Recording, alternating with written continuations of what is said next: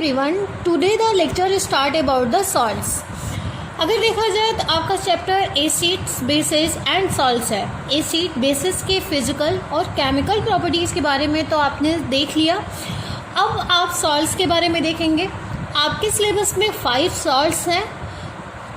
5 salts के preparation, properties और उनकी यूजेज दिए गए हैं आपके सिलेबस में. और आपके एग्ज़ाम में हर साल एक सॉल्ट्स के बारे में हमेशा पूछा जाता है. और एक सॉल्ट्स कोई भी सॉल्ट्स 5 सॉल्ट्स होते हैं. अब इस 5 सॉल्ट्स में से कोई भी एक सॉल्ट जिसके प्रिपरेशन के बारे में, जिसके प्रॉपर्टीज़ के बारे में और उनके यूजेस के बारे में पूछा जाता है. तो यहाँ पे आज हम एक सॉल्ट के प्रिपरेशन के बारे में देखेंगे, सोडियम हाइड्रोक्साइड. बट उसके पहले हमें कुछ चीज़ें सॉल्ट्स के बारे में भी जानना ज़रूरी है, क्योंकि इससे भी 1 या 2 नंबर का क्वेश्चन आपके एग्ज़ाम में पूछे जाते हैं. आप जब एसिड के केमिकल प्रॉपर्टीज़ के बारे में आप पढ़ रहे थे या जो वीडियो आपने देखा था, तो वहाँ पे एक रिएक्शंस आता है, न्यूट्रलाइजेशन रिएक्शन. और न्यूट्रलाइजेशन रिएक्शन क्या होता है कि when acid and base react to each other to form a salts. तो ये आप जानते हैं कि सॉल्ट्स कैसे फॉर्म होते हैं. एसिड और बेस के रिएक्ट करने से सॉल्ट्स फॉर्म होते हैं. जनरली अगर बात की जाती है तो सॉल्ट्स आप घरों में यूज होने वाले नमक को कहते हैं नमक सॉल्ट्स. ठीक है. एक्चुअली अगर देखा जाए तो नमक का फार्मूला जो होता है वो NaCl होता है. NaCl भी एक सॉल्ट है, बट हम उसी के बारे में नहीं बात कर रहे हैं. ठीक है. सॉल्ट्स की अगर बात की जाए तो सॉल्ट्स आप घरों में यूज होने वाले नमक को नहीं आप कह सकते हैं. सॉल्ट्स बहुत सारे सॉल्ट्स होते हैं. ठीक है. और ये सॉल्ट जो बनते हैं ये एसिड और बेस के रिएक्ट करने से ये सॉल्ट्स बनते हैं. तो आज चलिए लेक्चर स्टार्ट करते हैं. Salts form when acid react with bases. Example, ये एसिड है, बेस और रिएक्ट करके NaCl और वाटर फॉर्म करते हैं. ये रिएक्शन आपका न्यूट्रलाइजेशन रिएक्शन होता है. अब यहाँ पे आप देखेंगे कि जो हमारे एसिड्स होते हैं वो किस तरह के सॉल्ट्स का फॉर्मेशन करते हैं. जैसे कि HCl एसिड्स से जो सॉल्ट्स बनते हैं उन्हें हम क्लोराइड्स कहते हैं. और सल्फ्यूरिक एसिड से जो सॉल्ट्स बनते हैं उन्हें हम सल्फेट्स कहते हैं. नाइट्रिक एसिड से जो सॉल्ट्स बनते हैं उन्हें हम नाइट्रेट्स कहते हैं. और कार्बोनिक एसिड से जो सॉल्ट्स बनते हैं उनको हम कार्बोनेट्स कहते हैं. और एसिटिक एसिड से जो सॉल्ट्स बनते हैं उनको हम एसीटेट्स के नाम से जानते हैं. आप अगर देखेंगे यहाँ पे HCl, ये आपका HCl एसिड है.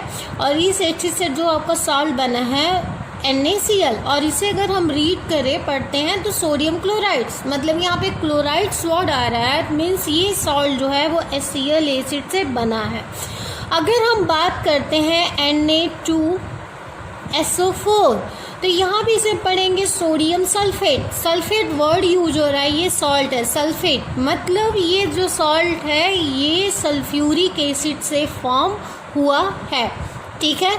तो अब आगे कुछ सॉल्ट्स के एग्जांपल्स देखेंगे, क्योंकि आपके एग्ज़ाम में कभी कभी 1 नंबर में ये पूछ लिया जाता है कि जैसे सॉल्ट्स दे दिया गया और ये पूछा जा रहा है कि ये सॉल्ट किस बेस और किस एसिड के रिएक्ट करने से बना है. तो ये आपके लिए पहचानना मुश्किल हो जाएगा. मान लीजिए सॉल्ट तो दे दिया गया, पूछा जा रहा है विच कौन से एसिड कौन से बेस आपस में रिएक्ट करेंगे तो ये सॉल्ट फॉर्म करेंगे.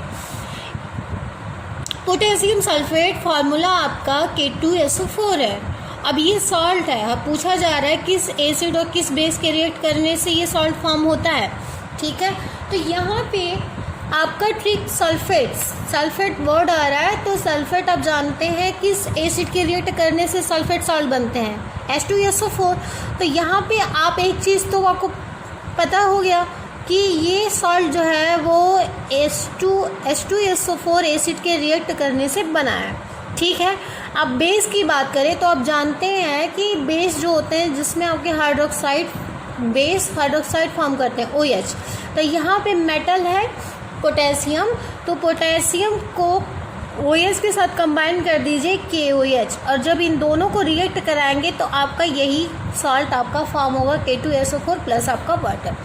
अब हम बात करते हैं सोडियम सल्फेट की, Na2SO4। अब देखिए वर्ड यूज हो रहा है यहाँ पे सल्फेट। सल्फेट मीन्स यहाँ पे एसिड आपका मिल गया, आपका H2SO4। Na है तो सोडियम में आप OH ऐड कर दीजिए। अब ये जब दोनों रिएक्ट करेंगे तो आपका Na2SO4 फॉर्म करेंगे। तो यहाँ पे बेस आपका सोडियम हाइड्रोक्साइड हो गया, एसिड आपका सल्फ्यूरिक एसिड। बात करते हैं कैल्शियम सल्फेट, फार्मूला आपका CaSO4।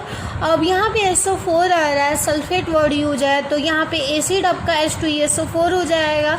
ठीक है, आपको रटने की ज़रूरत नहीं है, कहीं कुछ देखने की ज़रूरत नहीं है, बस आप ये जानिए कि किस एसिड से कौन से सॉल्ट फॉर्म होते हैं। HCl से क्लोराइड्स फॉर्म होते हैं, सल्फ्यूरिक एसिड से आपके सल्फेट्स, नाइट्रिक एसिड से आपके नाइट्रेट्स, ठीक है, और एसिटिक एसिड से आपके एसीटेट। सल्फेट यहाँ पे एसिड पता चल गया, कैल्शियम है यहाँ पे, बस इसके साथ OH को कंबाइन कर दीजिए, आपका ये बेस हो गया।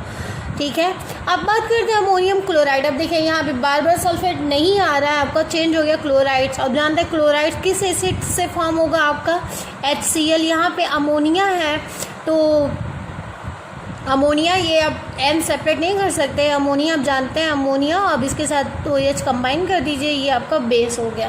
तो इस तरह से भी आपके एग्जाम में एक क्वेश्चन इससे पूछे जाते हैं कि मान एग्जाम्पल्स में सॉल्ट्स दे दिए गए और पूछ लिया गया कि किस बेस और किस एसिड के रिएक्ट करने से फॉर्म होते हैं। अब हम बात करते हैं pH of salt solution. Actually देखिए कि जैसे हमारे एसिड और बेस होते हैं वो दो तरह के होते हैं, स्ट्रॉन्ग और वीक होते हैं। अब ये डिपेंड करता है कि strong acid strong base react कर रहे हैं या आपके वीक एसिड या आपके वीक बेस रिएक्ट कर रहे हैं, या स्ट्रॉन्ग एसिड या आपके वीक बेस रिएक्ट कर रहे हैं। एक्चुअली होता क्या है कि फॉर एग्जांपल अगर आपका सॉल्ट फॉर्म हो रहा है स्ट्रॉन्ग एसिड और वीक बेस से, सपोज स्ट्रॉन्ग एसिड और वीक बेस रिएक्ट करके सॉल्ट फॉर्म कर रहा है। एक्चुअली जब स्ट्रॉन्ग एसिड और वीक बेस रिएक्ट करेंगे तो उस सोल्यूशन में हाइड्रोजन कंसंट्रेशन जो होगा वो ज़्यादा हो जाएगा और हाइड्रोक्साइड कंसंट्रेशन जो होगा वो कम होगा। तो इस तरह से उस सोल्यूशन में जो सॉल्ट्स फॉर्म होंगे उसकी जो कैरेक्टरिस्टिक होगी वो एसिडिक नेचर की होगी। इसलिए एसिडिक होगी क्योंकि वहाँ पे हाइड्रोजन आयन की कंसंट्रेशन ज़्यादा है। ठीक है, अगर हम बात करते हैं वीक एसिड और स्ट्रॉन्ग बेस की, तो स्ट्रॉन्ग बेस यूज हो गया वर्ड पे, मतलब यहाँ पे उस सोल्यूशन में हाइड्रोक्साइड्स आयन की कंसंट्रेशन सबसे ज़्यादा हो जाएगी और हाइड्रोजन कंसंट्रेशन सबसे कम हो जाएगा। तो जो भी सॉल्ट बनेगा उसका नेचर बेसिक होगा। ठीक है, तो एसिड और बेस के स्ट्रॉन्ग और वीक नेचर के होने के कारण स्ट्रॉन्ग एसिड होते हैं, वीक एसिड होते हैं, या स्ट्रॉन्ग बेस या वीक बेस, तो इनकी वजह से जो सॉल्ट्स फॉर्म होते हैं उनका नेचर भी जो है वो भी एसिडिक हो जाता है, बेसिक हो जाता है और न्यूट्रल हो जाता है। तो इनका भी pH हम देख लेते हैं। जिस सॉल्ट का नेचर न्यूट्रल होता है उसकी pH वैल्यू 7 होती है।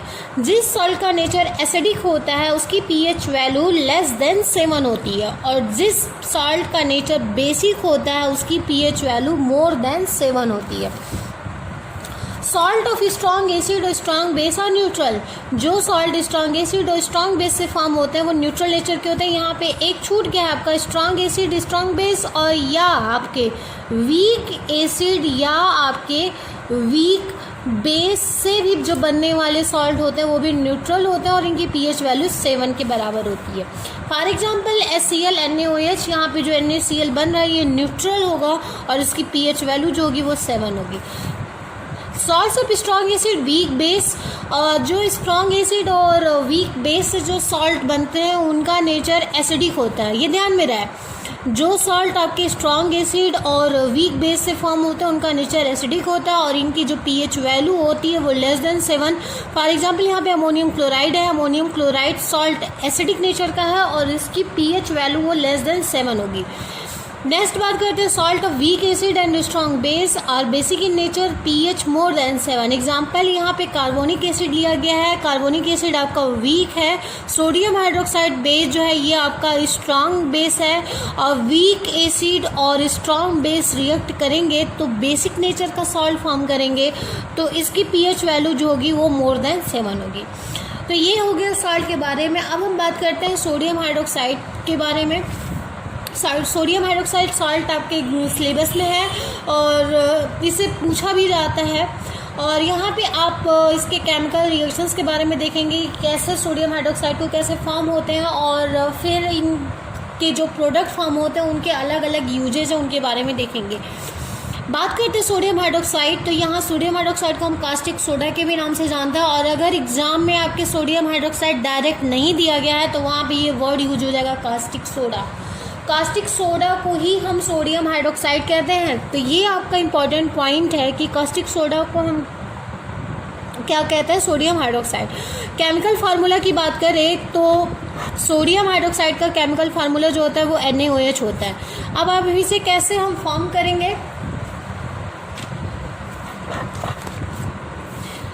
When electricity is passed through an aqueous solution of, देखिए लेबोरेटरी में कैसे सोडियम हाइड्रोक्साइड बनाए जाते हैं, तो यहाँ पे NaCl जो सॉल्ट होता है इसका एक्वस सोल्यूशन बनाया जाता है। एक्वस सोल्यूशन बनाने का मतलब सिंपल सा है कि NaCl को आप वाटर में क्या कर दीजिए, आप डिज़ोल्व कर दीजिए वाटर में, ठीक है। तो वाटर में जब इसे डिज़ोल्व करेंगे तो जो सोल्यूशन आपको फॉर्म होगा वो एक्वस सोल्यूशन होगा किसका, NaCl, और उस एक्वस सोल्यूशन NaCl को हम ब्राइन नाम से जानते हैं, ये ध्यान में रहे। एक्वस सोल्यूशन ऑफ NaCl को हम किस नाम से जानते हैं, ब्राइन नाम से, ब्राइन कहते हैं, ठीक है। अगर वर्ड आपका यूज हो रहा है ब्राइन, मान लीजिए देखिए एग्जाम में कई तरह से चीज़ें एक ही चीज़ को कई तरह से घुमा कर पूछा जाता है। अगर मान लीजिए कि ये आपसे पूछा जा रहा है when electricity pass in Bryan